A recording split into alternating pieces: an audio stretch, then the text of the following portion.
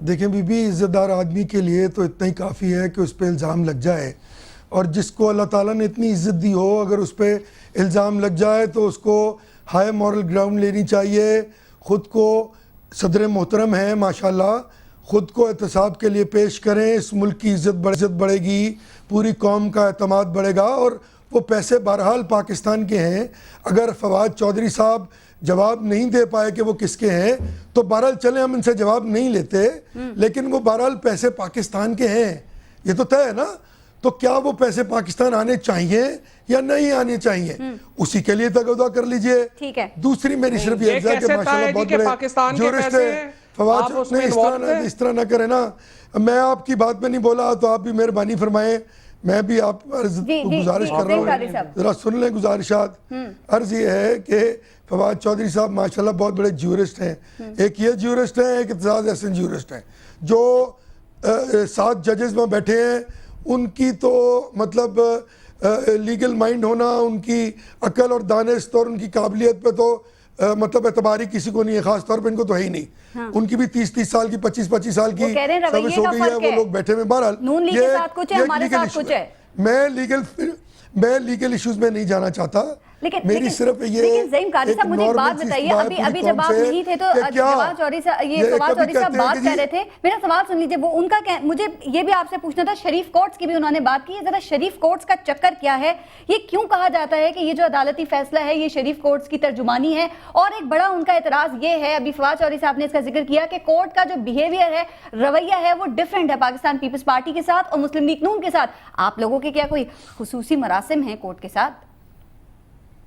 देखिए बीबी, अर्ज ये है कि फ्लाउट तो मैं किसी पे भी कर सकता हूँ, किसी पे इल्ज़ाम लगाना, किसी का मजाक उड़ाना और किसी पे तंज और मज़ाक, दो मुख्तलिफ किस्में सिनफ की, इस हंसी मजाक की।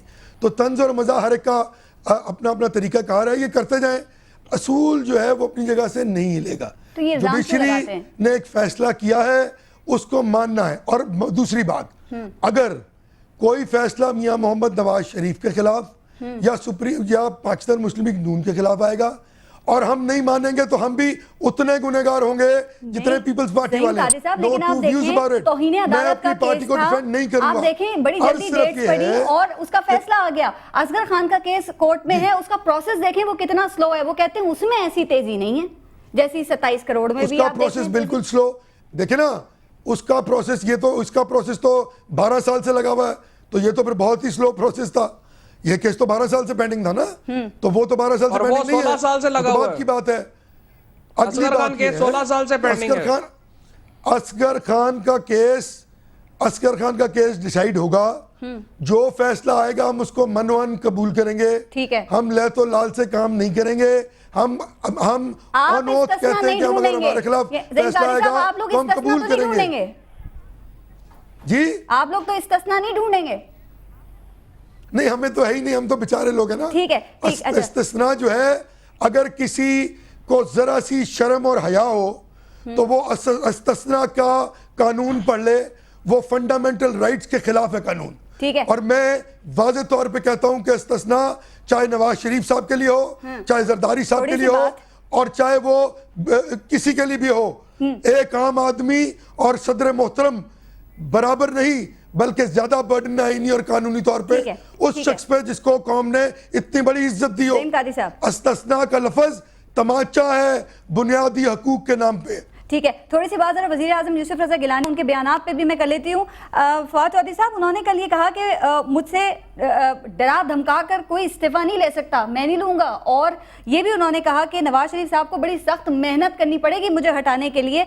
वज़ीर आज़म साहब ने एक बात और की कि मैं आखिरी हद तक लड़ूंगा। ये बता दीजिए वज़ीर आज़म साहब को डरा धमका कौन रहा है, और वो किस हद तक लड़ने के लिए कह रहे हैं? किससे लड़ेंगे? अदलिया से लड़ेंगे, PMLN से लड़ेंगे, PTI से लड़ेंगे, जो पोलिटिकल पार्टीज हैं उनसे लड़ेंगे?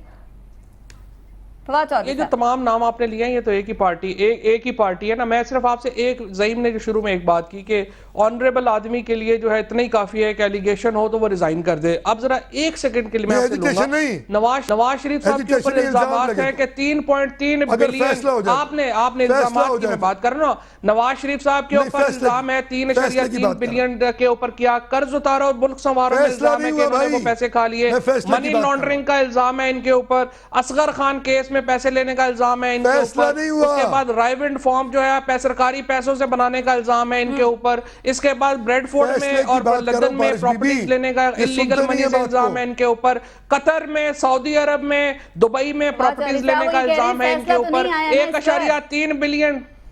नहीं, मैं ये आपसे कह रहा हूँ, ये कहा था कि एलिगेशंस काफी हैं, तो आप कल फैसला करवा दीजिए। बात तो ये है, आप हमारे खिलाफ जाइए, पहली बात तो ये है कि अगर बहुत बड़े वकील हैं आप, अब ये असूल तय हो गया, अब असूल तय हो गया ना, हम तो फैसला की बात कर रहे हैं। अज़ीम साहब, असूल तय हो गया ना कि फैसला नहीं होगा, अज़ीम फैसला हो गया कि फैसला आएगा तो फिर जो है वो इल्जाम दे दे, ठीक है। आसिफ जरदारी साहब के ऊपर एसजीएस कोटेक्ना केस में फैसला आया, वो बरी हो गए, ठीक है, वो बरी हो गए, और उसके बाद अब आप कह रहे हैं कि जी आप हमने तो उसमें तहरीक नहीं चलाई। अब इसका मतलब यह है कि आप अपने आर्गुमेंट की नफी कर रहे हैं। आप जरा आगे चले जाते हैं, प्राइम मिनिस्टर गिलानी साहब के ऊपर जो आपने बात की, प्राइम मिनिस्टर गिलानी साहब को जो है ये कहा जा रहा है कि जनाब आप इस तरह करें कि नवाज शरीफ साहब करके आसिफ जरदारी को और पीपल्स पार्टी की और आइन की पीठ में खंजर घोंप दें। उन्होंने कहा भाई मैं फारूक लगारी बनने को तैयार नहीं हूं, मैं बिल्कुल जो है साथ नहीं हूं, मैं अपनी पार्टी के साथ खड़ा हूंगा, मैं आईने पाकिस्तान के साथ खड़ा हूंगा, मैं सदर और पीपल्स पार्टी के साथ खड़ा हूंगा। तशरीह किसने करनी होती है, जरा सवाल प्राइम मिनिस्टर गिलानी का, गिलानी साहब की चलेगी, आज जो फवाद चौधरी साहब की चलेगी कि सुप्रीम कोर्ट की चलेगी? आज जो 2/3 मेजॉरिटी है पार्लियामेंट की मिनिस्टर के साथ खड़ी है, और आज जो पाकिस्तान मुस्लिम लीग कायदे आजम MQM पाकिस्तान पीपल्स पार्टी के जो 2/3 मेजॉरिटी है वो प्राइम मिनिस्टर को मुहाफिज़े आइन कह रही है, ये उनकी क्रेडिबिलिटी है आज पाकिस्तान की 2/3 अक्सरियत में। और ये जो 1/3 लोग हैं, जो मिनॉरिटी है, जो नून लीग वाले 8 जिलों और 2 मीडिया ग्रुप्स की पार्टी रह गई है, रिजेक्ट करते हैं। ठीक है फवाद चौधरी साहब, मुझे ये बताइए, अभी जिन पार्टीज का जिक्र किया है फवाद चौधरी साहब ने, वैसे ये सोचने की बात नहीं है कि ये जो पार्टीज हैं ये क्यों सपोर्ट कर रही हैं वजीर आजम साहब को? क्रेडिबिलिटी है प्राइम मिनिस्टर, इसलिए कर रहे हैं। मैं तो उनके लिए नहीं बता सकता क्यों सपोर्ट कर रही है। अगर कोई गलत है तो वो सपोर्ट नहीं करेंगे। MQM बहुत अच्छा सपोर्ट कर रही है माशाल्लाह। सिंध में और कराची में जो हालात हैं वहाँ ये ANP और MQM यानी कि तीनों एलाइज मौजूद हैं। कराची का हाल देख लें, बहुत अच्छा सपोर्ट हो रहा है। जो खैबर पख्तूनख्वा में सिलसिला है वो भी आपके सामने है। उनका मकसद इक़्तिदार है। अगर वो उनको सपोर्ट करें फबिया, लेकिन मेरी सिर्फ ये अर्ज है कि आप रिजाइन करें ना फिर पहले, अगर सीरियस है तो रिजाइन करें, कोई देर नहीं, रिजाइन करो। कारी साहब देखिए, पीपल्स पार्टी की जानिब से ये कहा जाता है और वजीर आजम साहब ने भी ये कहा है कि नवाज शरीफ साहब को मुझसे डर है, नवाज शरीफ साहब मुझसे डरते हैं, और अगर डरते नहीं है तो रिजाइन करें ना, हिम्मत है तो आप लोग रिजाइन कर दें।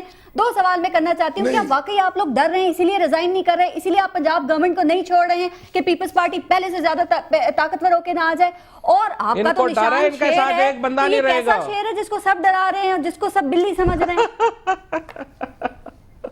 देखें बीबी, बात यह है कि इस्तीफों की ऑप्शन 2 सेंट्रल वर्किंग कमेटी की मीटिंग में टेबल हुई, हमने उस पर डिस्कशन की, कुछ लोगों ने उसके हक में आर्गुमेंट्स दिया, ज्यादा लोगों ने कहा कि अभी वक्त नहीं है, वो आज भी CWC का एजेंडा है, CWC में फैसला होगा। मैं खुद उस बात का दाई हूं कि इस्तीफे देने चाहिए थे, लेकिन आज 20th अमेंडमेंट के बाद एक fair and free election commission के क़याम के लिए, एक fair and free interim government के लिए और एक फेयर एंड फ्री इलेक्शन जो हमने इंश्योर कर रहे हैं, हुकूमत पूरी कौम को अपने वादा किया है, उसके लिए जरूरी है कि जिस तरह हमने 2008 का इलेक्शन लड़के इनके पुराने लीडर फवाद साहब के जनाब परवेज मुशर्रफ साहब को फ्री हैंड नहीं दिया था, आज फिर हम उसी तरह के एक शख्स आसिफ अली जरदारी को इलेक्शन में फ्री हैंड नहीं देना चाहते। हम मेक श्योर करेंगे कि फेयर फ्री इलेक्शन हो, हम मेक श्योर करेंगे कि एक fair and free election commission हो, हम मेक श्योर करेंगे कि एक fair and free interim setup हो जो इस कौम को एक उम्दा बेहतरीन साफ शफाफ मैंडेट का हक दे सके। और आज पूरी कौम एक नए मैंडेट का इंतजार कर रही है। हम इनको ये ओपन प्लेइंग फील्ड इतनी आसानी से नहीं देंगे। ठीक है, आप बिल्कुल इतनी आसानी से नहीं देंगे। टाइम खत्म हो गया। एक सेकंड में पॉइंट देना चाहता हूं। जी एक पॉइंट मैं ये देना चाहता हूं कि मैं गारंटी करता हूं कि आज ये रिजाइन करें, हम फिर भी इनकी कंसल्टेशन से ये सारी काम करेंगे। आप रिजाइन करने वाले बने बस। आप तो कुरान पे हाथ रख के मुकर जाते हैं, हम आपकी गारंटी मानते ही नहीं भाई। आपकी गारंटी मार्केट में नहीं चलती। आपकी तो जो भाई रिजाइन करो ना, वो भी कॉल ऑफ हो गई आपकी वजह से। इस मुल्क की सॉवरेन गारंटीज आपकी वजह से कॉल ऑफ हो गई हैं। ठीक है, पूरी दुनिया में। तो हम आपकी गारंटी किसको मान रहे हैं? हमारे साथ ज़ईद कादरी साहब मौजूद थे, पाकिस्तान PMLN से उनका ताल्लुक है। फवाद चौधरी साहब पीपल्स पार्टी से उनका ताल्लुक था। फवाद चौधरी कर रहे हैं PMLN को कि आप रिजाइन कर दें, लेकिन उनकी गारंटी को नहीं मान रही है पाकिस्तान मुस्लिम लीग नून। कहा जाता है कि शायर मुस्तकबिल में देखता है। ये बात मशहूर लबनानी शायर और फिलोसोफर खलील जिब्रान की हद तक तो सच है, क्योंकि पाकिस्तान बनने से 16 साल पहले वफात पाने वाले इस शायर ने अपनी एक नज़्म में वतन अजीज़ के मौजूदा हालात की सच्ची अक्कासी कर दी है। नज़्म का तर्जुमा कुछ इस तरह से है कि मेरे दोस्तों और हम सब लोग, अफसोस उस कौम पर जो यकीन से भरी हो लेकिन मजहब से खाली हो। अफसोस उस कौम पर जो ऐसा कपड़ा पहने जो उसने खुद बुना ना हो, जो ऐसा अनाज खाए जो उसने खुद उगाया ना हो। अफसोस उस कौम पर जो दादागीर को हीरो समझे और जो चमक धमक को रहबरी गिरदारे। अफसोस उस कौम पर जो ख्वाब में किसी जज्बे से नफरत करे लेकिन जागते में इसी की परस्तिश करे। अफसोस उस कौम पर जो अपनी आवाज़ बुलंद करे सिर्फ उस वक्त जब वो जनाजे के हम कदम हो, डींगे सिर्फ अपने खंडरों में मारे और उस वक्त तक बगावत ना करे जब तक उसकी गर्दन मक्तल के तख्ते पर ना हो।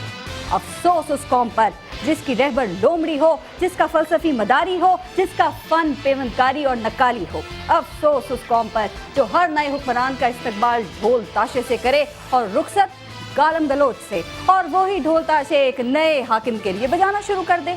अफसोस उस कौम पर जिसके मुदब्बिर बरसों के बोझ तले दब गए हों और जिसके सूरमा अभी तक पंगोड़ों में हों। और अफसोस उस कौम पर जो टुकड़ों में बटी हो और हर टुकड़ा अपने आप को कौम कहता हो। क्या ये हमारी तस्वीर नहीं है? क्या इसमें कुछ गलत है? अगर नहीं है तो सोचिएगा। पारस खुर्शीद को इजाज़त दीजिए, अपना ख्याल रखिए। अल्लाह ने के बाद।